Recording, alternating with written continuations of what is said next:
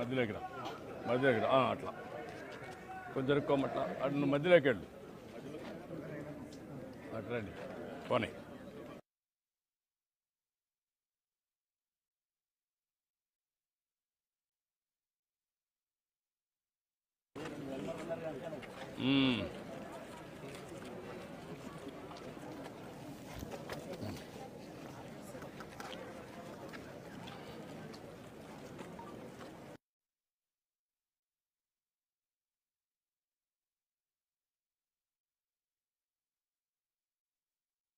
Programme చేస్తుంటే మాకు ఎందుకంటే ప్రతి థర్డ్ సాటర్డే మా పిహెచ్సిస్లో మేము మొత్తం క్లీన్ చేయించుకోవడం, నెక్స్ట్ హ్యాండ్ హైజీన్ గురించి ప్రజలకు వివరణ ఇవ్వడం, నెక్స్ట్ మొక్కల గురించి వాటిని తీయడం,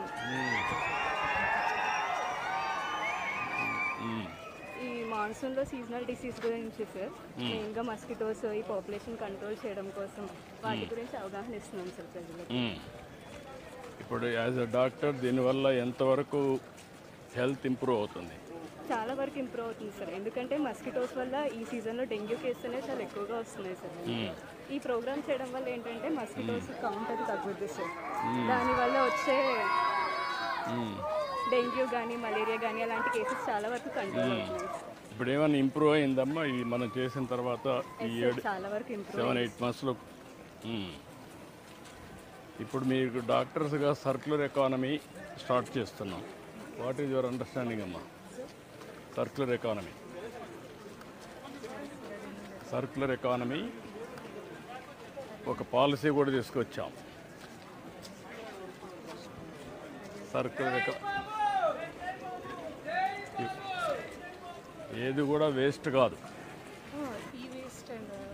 ప్రతి ఒక్క దానికి వేస్ట్ నుంచి how to create wealth, recycling, reuse and also recycle చేసి some way or the other దాన్ని మళ్ళీ యూటిలైజ్ చేయడానికి, సో దట్ అలా యూటిలైజ్ చేయడం వల్ల మనకి వాటర్ పొల్యూషన్ కానీ ఎయిర్ పొల్యూషన్ ఇలాంటివన్నీ కొంచెం డిక్రీజ్ చేయొచ్చు సార్. అదేమ్మా, దానికోసం ఒక పాలసీ తీసుకొచ్చాం, దాన్నే సర్క్యులర్ ఎకానమీ.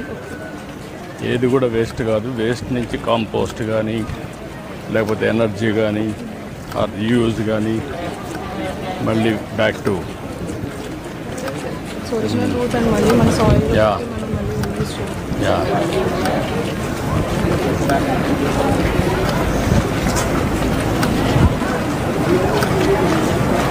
ఎంతమంది అమ్మా మీ కాలేజీలో స్టూడెంట్స్ ఇప్పుడు?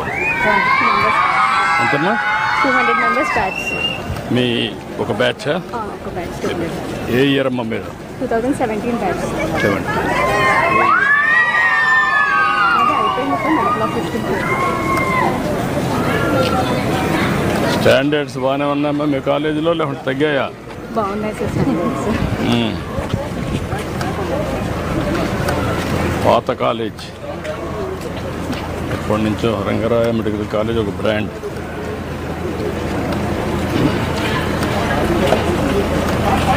మీది నేటివ్ ప్లేస్ ఎక్కడమ్మా? కాకినాడ. నీదమ్మా? రాజమండ్రి.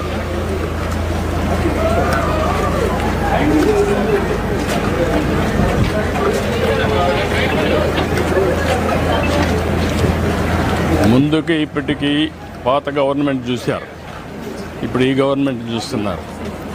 మీరు ఏమైనా ఒక మార్పు చూస్తున్నారా? సిస్టంలో చాలా మార్పులు వచ్చేసాయి. బేసిక్ థింగ్ ఈజ్ మాకు బేసిక్ రెస్పెక్ట్ పెరిగింది సార్ కొంచెం.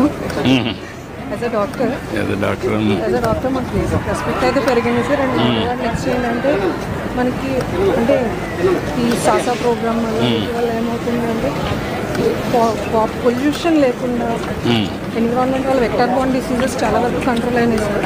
డెంగ్యూ, మలేరియాస్ అన్నీ కూడా మీకు విజిబుల్ కనపడుతుంది. మరి హాస్పిటల్ పిహెచ్సిస్లో వచ్చే పేషెంట్స్ కూడా కమ్యూనికల్ డిసీజెస్ని కొంతవరకైనా కంట్రోల్ అయినాయి.